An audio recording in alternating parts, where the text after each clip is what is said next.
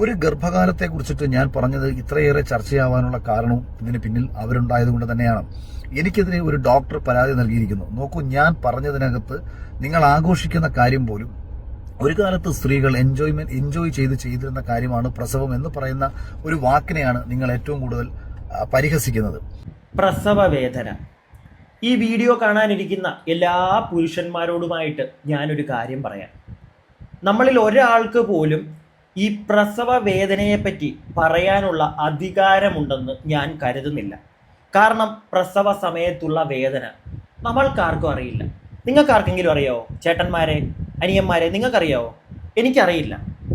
ഒരു സ്ത്രീകൾക്ക് മാത്രമേ പ്രസവ വേദനയെപ്പറ്റി വ്യക്തമായി പറയാൻ സാധിക്കുകയുള്ളൂ. കാരണം അവരനുഭവിക്കുന്നതാണ്. അതിപ്പോൾ സിസേറിയൻ ആയിക്കോട്ടെ, നോർമൽ പ്രസവം ആയിക്കോട്ടെ, ആ സമയത്തുള്ള ബുദ്ധിമുട്ടുകളെ പറ്റി പറയാൻ അവർക്കേ അറിയുകയുള്ളൂ. സോ അവരുടെ വാക്കുകൾക്കാണ് നമ്മൾ ഏറ്റവും കൂടുതൽ കാതോർക്കേണ്ടത്. എന്തിനാണ് ഞാനിതിപ്പോൾ പറയുന്നതെന്ന് അറിയാലോ. അഖിൽ മാരാർ, പൊന്നഖിൽ മാരാറെ, പോയി. താൻ ഇനി ഇല്ല. ഉള്ള കാര്യം ഞാനങ്ങ് പറയാം, താൻ ഇല്ല. ഒരു 2-3 മണിക്കൂറുകൾക്ക് മുമ്പ് അഖിൽ മാരാർ ഒരു വീഡിയോ ഇട്ടിട്ടുണ്ട്. ആ വീഡിയോയിൽ അയാൾ ഇരുന്നങ്ങ് മെഴുകി അങ്ങോട്ട് എറിയുകയാണ്. 92% അഖിൽമാരോട് യോജിക്കാൻ മാരാറോട് ഒരു രീതിയിലും യോജിക്കാൻ പറ്റില്ല മാരാറെ, ഒരു രീതിയിലും. എന്നാൽ ഒരു 8% അവിടെ കിടപ്പില്ലേ. അതെന്തിനാണ് ഞാൻ വെച്ചതെന്ന് വെച്ച് കഴിഞ്ഞാൽ, ഈ പ്രസവം ആ ഒരു പരിപാടിയായിട്ട് ബന്ധപ്പെട്ട് ഇയാൾ കഴിഞ്ഞ ദിവസം ഇറക്കിയ ഒരു സ്റ്റേറ്റ്മെന്റ്, കഴിഞ്ഞ ദിവസമല്ല, ഒരു മാസം മുമ്പാണ്. ഈ കഴിഞ്ഞ ദിവസം തൊട്ടാണ് ഇത് ഇങ്ങനെ വൈറലാവാൻ തുടങ്ങിയത്. ആ ഒരു സ്റ്റേറ്റ്മെന്റിനെ വെളുപ്പിക്കാൻ ഇന്ന് വീഡിയോ ഇട്ട് കുറേ കാര്യങ്ങൾ അയാൾ പറഞ്ഞപ്പോൾ അതിൻ്റെ കൂട്ടത്തിൽ ഇയാൾ വേറെ കുറച്ച് കാര്യങ്ങൾ പറയുന്നുണ്ട്. ആ പറയുന്ന കാര്യങ്ങളിൽ കുറച്ചൊക്കെ സത്യമുണ്ട്, ഇല്ല എന്ന് പറയാൻ പറ്റത്തില്ല. എന്തൊക്കെയാണെങ്കിലും സ്ത്രീകളുടെ പ്രസവവുമായിട്ട് ബന്ധപ്പെട്ട് ഈ ചേട്ടായി പറഞ്ഞ സ്റ്റേറ്റ്മെന്റ്, അതിനോട് ഒരു രീതിയിലും യോജിക്കാൻ എനിക്ക് പറ്റില്ല. എനിക്കെന്നല്ല, ഒരാൾക്കും പറ്റില്ല. മനുഷ്യഗണത്തെ പറ്റിയ ഉള്ള ആർക്കും പറ്റുമെന്ന് എനിക്ക് തോന്നുന്നില്ല. മനസ്സിലായില്ലേ? പിന്നെയും വന്നിരുന്നങ്ങ് വെളുപ്പിക്കാൻ ശ്രമിക്കുക. തെറ്റ് പറ്റിയാൽ തെറ്റു പറ്റി എന്ന് പറയാൻ സാധിക്കാത്ത ഒരു വ്യക്തിയാണ് ഈ അഖിൽ മാരാർ. നല്ല ഒന്നാന്തരം ഈഗോയിസ്റ്റിക് ആയിട്ടുള്ള ഒരു മനുഷ്യൻ. നമുക്ക് എല്ലാവർക്കും ഈഗോ ഉണ്ട്, ഇല്ലാന്നൊന്നും ഞാൻ പറയുന്നില്ല. പക്ഷെ ഇയാള് എന്തുവാണോ താനീ കാണിച്ചുകൊണ്ടിരിക്കുന്നത്? ഒരാൾ പോലും തന്നെ സപ്പോർട്ട് ചെയ്യാനില്ല. അതാണ് എനിക്ക് പറയാനുള്ളത്. ഒരാൾ പോലും. ഞാൻ നമ്പർ അങ്ങോട്ട് തരാം, എന്നെ വിളിക്കുക, എന്നോട് സംസാരിക്കുക, എന്നിട്ട് വോയിസ് സോഷ്യൽ മീഡിയയിൽ ഇട് എന്നൊക്കെ പറയുന്നത് കേട്ടു. ചേട്ടാ, തന്നോട് സംസാരിക്കാൻ ഇവിടെ ആർക്കും താല്പര്യം കാണത്തില്ലടൂ. കാരണം താൻ പൊട്ടനെ എന്താണ് അങ്ങനെയല്ലല്ലോ പറയുന്നത്, ആടിനെ പശുവിനെ ആടും, ആ പരുവത്തിലാക്കുന്ന ഒരു ടീമാണ് താൻ. തന്നോട് സംസാരിക്കാൻ വന്നു കഴിഞ്ഞാൽ താൻ ഓപ്പോസിറ്റ് നിൽക്കുന്ന ആളെ വെറും പൊട്ടനാക്കി വിടും. താൻ ഇവിടെ തുടങ്ങിയിട്ട് തിരുവനന്തപുരത്ത് തുടങ്ങിയിട്ട് താൻ കൊണ്ട് നിർത്തുന്ന കാസർഗോഡായിരിക്കും. മനസ്സിലായോ? കൺഫ്യൂസ് ചെയ്യിക്കും ആൾക്കാരെ. അത്രയ്ക്കും വലിയൊരു മുതലാണ് അഖിൽമാർ. കൺഫ്യൂസ് ചെയ്ത് ജയിക്കാൻ കഴിവുള്ള ഒരു വ്യക്തിയാണ് അഖിൽമാരാറ്. മാരാറെ അതുകൊണ്ട് തന്നെ പുച്ഛമാണ് ആൾക്കാർക്ക്. പിടികിട്ടിയോ? അല്ലാതെ തന്നെ പേടിച്ചിട്ടല്ല, പുച്ഛമാണ്. തന്നോട് സംസാരിക്കാൻ കൊള്ളത്തില്ല.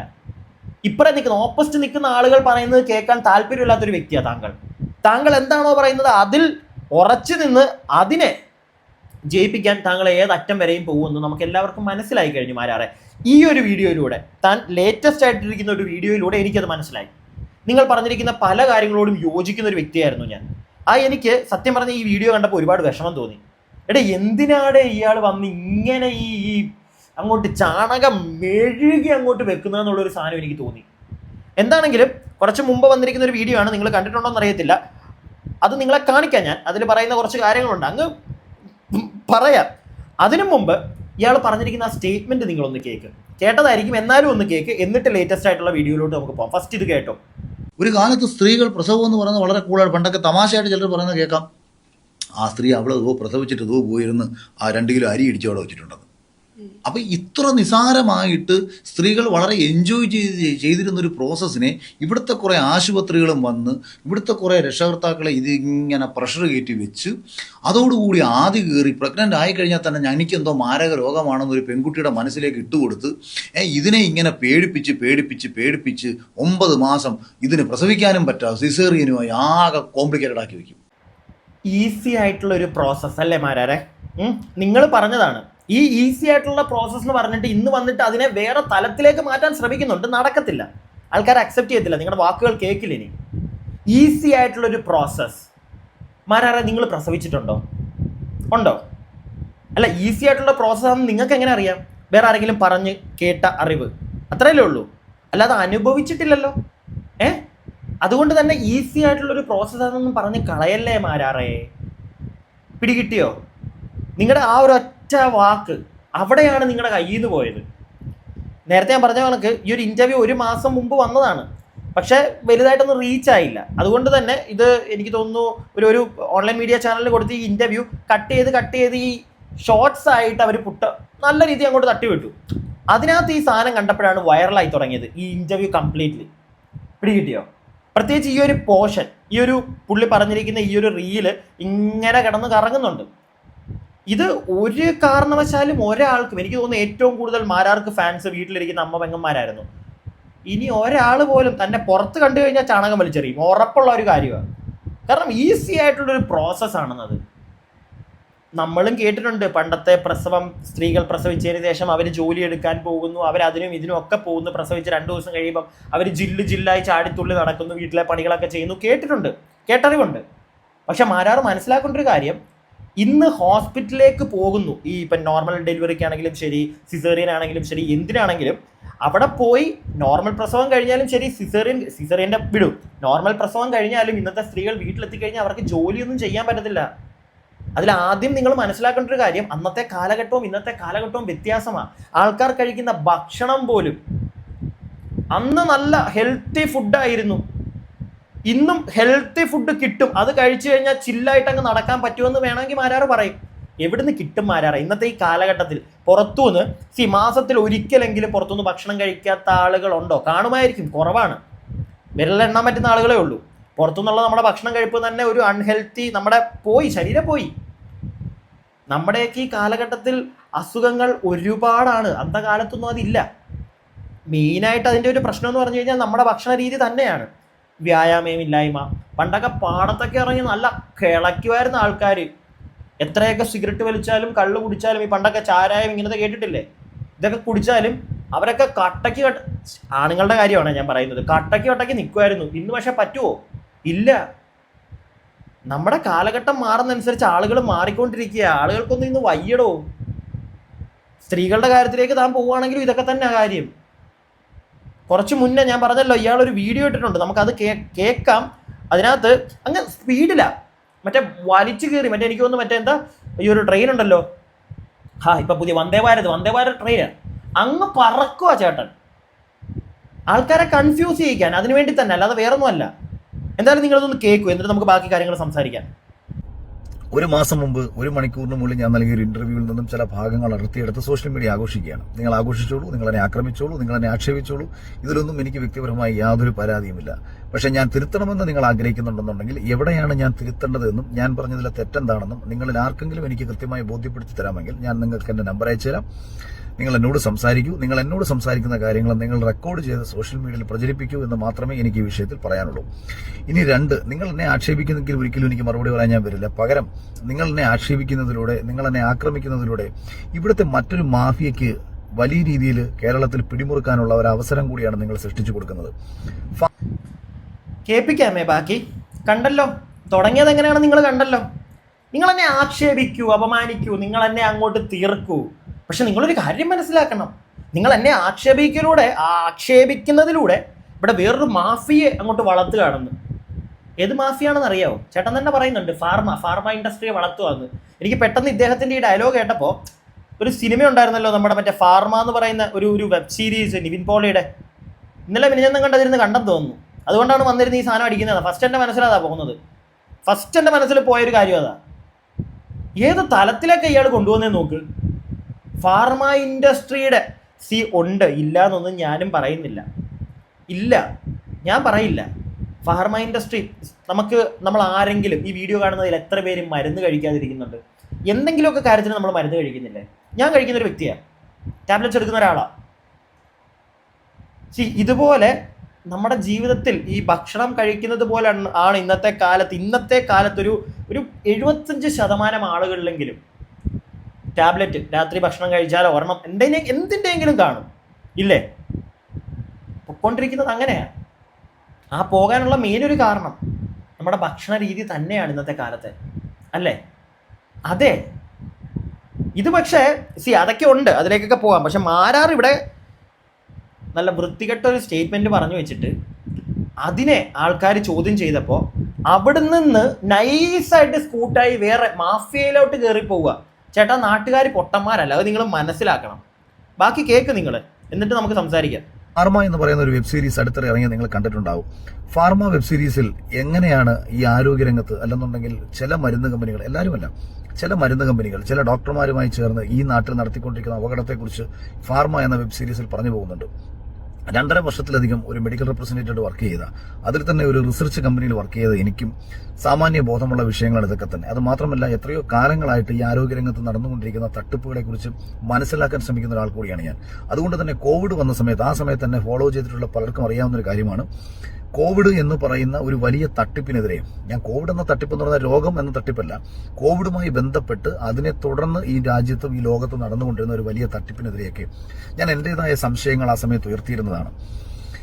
അപ്പോൾ അതുകൊണ്ട് തന്നെ ഈ ആരോഗ്യരംഗത്തെ ഈ മാഫിയകൾ, അതായത് നിങ്ങളുടെ ശരീരത്തെ പരിപൂർണമായും വിറ്റ് തിന്ന് ജീവിക്കാൻ ആഗ്രഹിക്കുന്ന ഒരു മാഫിയകളെ കുറിച്ചാണ് ഞാൻ പറയുന്നത്. അല്ലാതെ മൂല്യത്തോടു കൂടി വർക്ക് ചെയ്യുന്ന ഡോക്ടർ എന്ന് പറയുന്ന പദത്തിന്റെയും നഴ്സ് എന്ന് പറയുന്ന പദത്തിന്റെയും മഹത്വം മനസ്സിലാക്കി പ്രവർത്തിക്കുന്ന ഒരു മനുഷ്യരെ അല്ല ഞാനീ പറയുന്നത്. ഇത്തരം നന്മയുള്ള മനുഷ്യരെ മുൻനിർത്തി അതിന് പിന്നിൽ അണിനിരക്കുന്ന മാഫിയകളെ കുറിച്ചാണ് പറയുന്നതെന്ന് ഞാൻ ആവർത്തിച്ച് പറഞ്ഞുകൊണ്ടാണ് ഞാൻ വീണ്ടും സംസാരിക്കുന്നത്. ഇല്ലെന്നുണ്ടെങ്കിൽ ഒരു വിഭാഗം ആൾക്കാർക്ക് അതൊരു വിഷമത്തിന് കാരണമാകും. ഞാൻ അവരെ അല്ല പറയുന്നത്.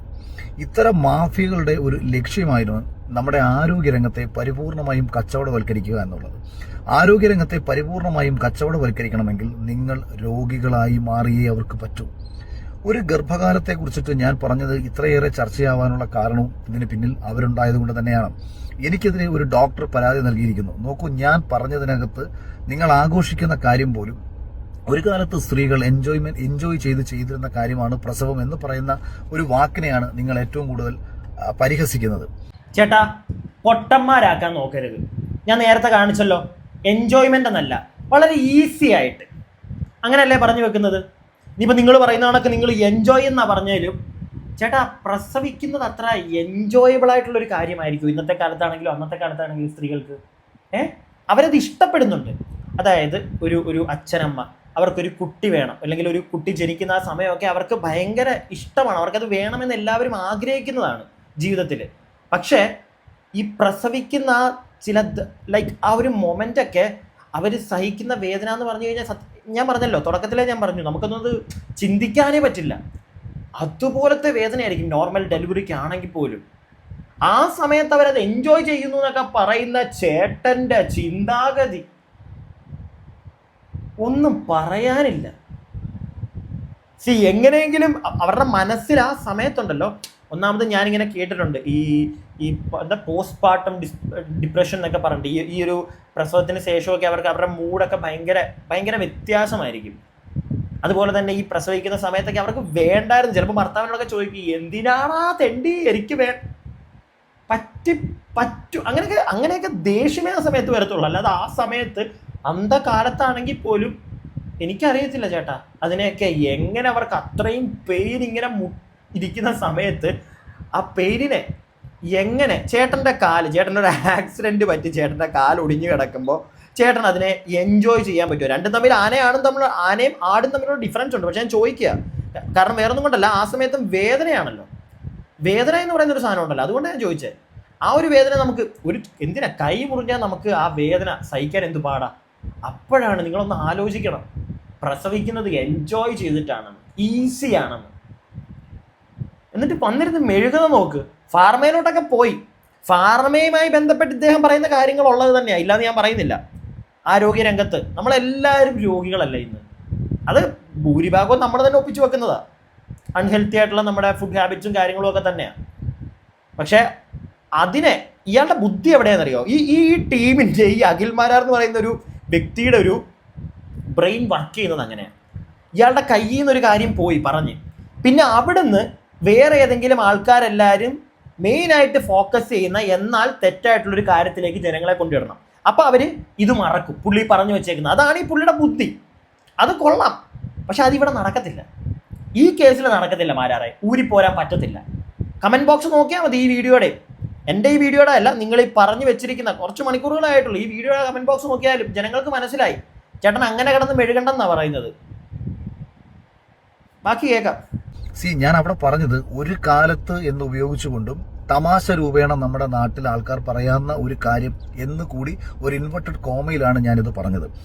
ഒരു കാലത്ത് സ്ത്രീകൾ എൻജോയ് ചെയ്തിരുന്നു എന്ന് ഞാൻ പറഞ്ഞ ആ എൻജോയ് എന്ന വാക്കും അതൊരു പക്ഷേ ഇംഗ്ലീഷ് ഭാഷയിലുള്ള എൻ്റെ പ്രാവീണ്യക്കുറവാകാം, അല്ലെങ്കിൽ ഞാൻ ഉദ്ദേശിച്ച തലത്തിലല്ല അത് പുറത്തേക്ക് വന്നത് എന്നുള്ളതുണ്ടാവാം. ഞാൻ കൃത്യമായി പറഞ്ഞത് അമ്മയാകാൻ കൊതിക്കുന്ന നിമിഷത്തിന്റെ ആനന്ദം എന്ന അർത്ഥത്തിലാണ്, അല്ലാതെ പ്രസവം എന്ന് പറയുന്ന വേദന നിറഞ്ഞ ഒരു പ്രവൃത്തിയല്ല ഞാൻ അവിടെ പറയുന്നത്. ഒരു മനുഷ്യന് മാതൃത്വത്തിനൊരു ലഹരിയുണ്ട്, പിതൃത്വത്തിനൊരു ലഹരിയുണ്ട്. അത് ആസ്വദിക്കണമെങ്കിൽ ഒരു നല്ല പിതാവായ നിമിഷങ്ങൾ എൻജോയ് ചെയ്യാൻ കഴിയണം, ഒരു നല്ല മാതാവായ നിമിഷങ്ങളെ ആസ്വദിക്കാൻ കഴിയണം. താനൊരു അമ്മയാകാൻ പോകുന്നു എന്ന നിമിഷത്തിന്റെ ആനന്ദം, അല്ലെങ്കിൽ ആ നിമിഷത്തിന്റെ ആത്മനിർവൃതി, അത്രയും വേദന അവളെ സഹിക്കാനും ആ വേദന അവൾക്ക് സന്തോഷം നൽകുന്ന ഒന്നായി മാറുന്നത് താനൊരു അമ്മയാകാൻ പോകുന്നു എന്ന നിമിഷത്തിന്റെ ആ ഒരു ആത്മനിർവൃതിയിലാണ്. ഞാൻ യഥാർത്ഥത്തിൽ ഉദ്ദേശിച്ചത് അതാണ്. ഇവിടെ ഇന്ന് കുട്ടികൾ അമ്മയാകാൻ ഭയപ്പെടുന്നത്, സ്ത്രീകൾ അമ്മയാകാൻ ഭയപ്പെടുന്നത് ഗർഭകാലഘട്ടത്തെ ഒരു രോഗകാലഘട്ടമാക്കി സമൂഹം ട്രീറ്റ് ചെയ്തതിലൂടെ സംഭവിച്ചതാണ്. ചേട്ടാ, സമൂഹം അങ്ങനെ ട്രീറ്റ് ചെയ്യുന്നുണ്ടെന്ന് എനിക്ക് തോന്നുന്നില്ല. താൻ വേണമെങ്കിൽ ചിലപ്പോൾ അങ്ങനെ ട്രീറ്റ് ചെയ്യുന്നുണ്ടായിരിക്കും.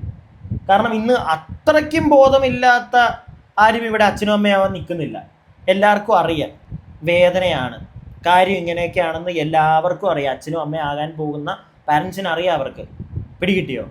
എത്രയൊക്കെ ഞാനത് നേരത്തെ പറഞ്ഞത്, അവരൊക്കെ അതിന് പ്രിപ്പയർ ആവും. പക്ഷെ ആ മൊമെന്റ്, പ്രസവിക്കുന്ന ആ സമയം എന്നൊക്കെ പറഞ്ഞു കഴിഞ്ഞാൽ അത് അത്ര ഈസി ആയിട്ടോ എൻജോയ് ചെയ്യാനോ അന്തകാലത്തും ഇന്തകാലത്തും പറ്റുമെന്ന് എനിക്ക് തോന്നുന്നില്ല.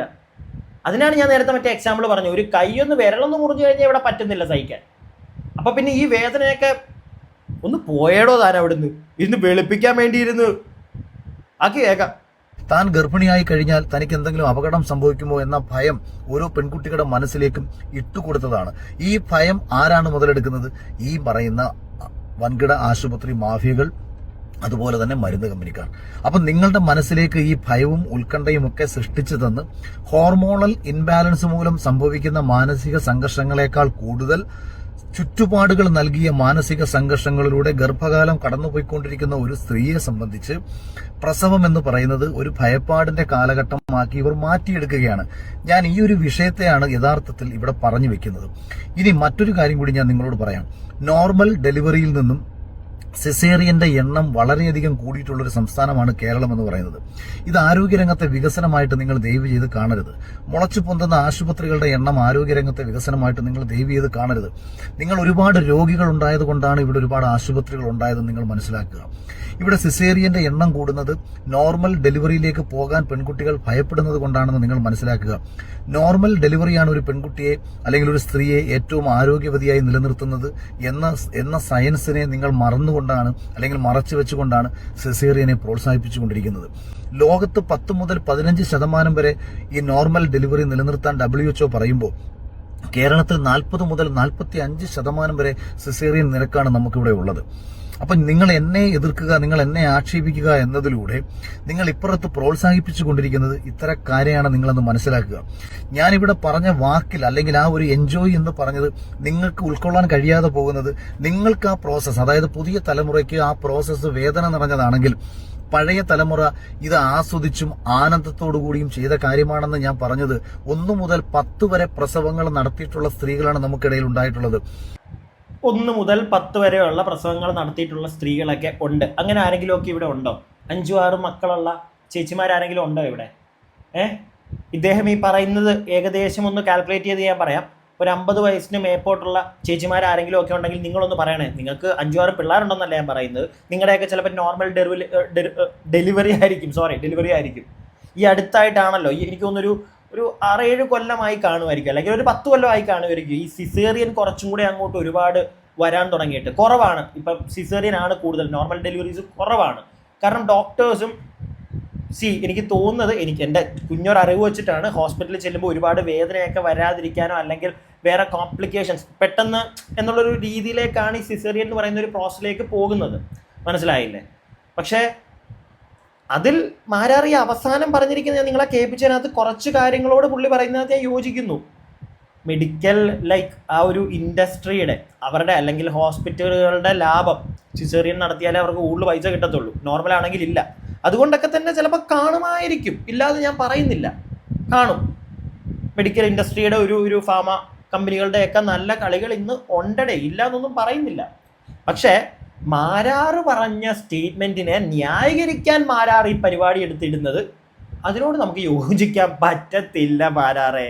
പൊട്ടന്മാരല്ല, മനസ്സിലാക്കാൻ പറ്റും. പിടികിട്ടിയോ?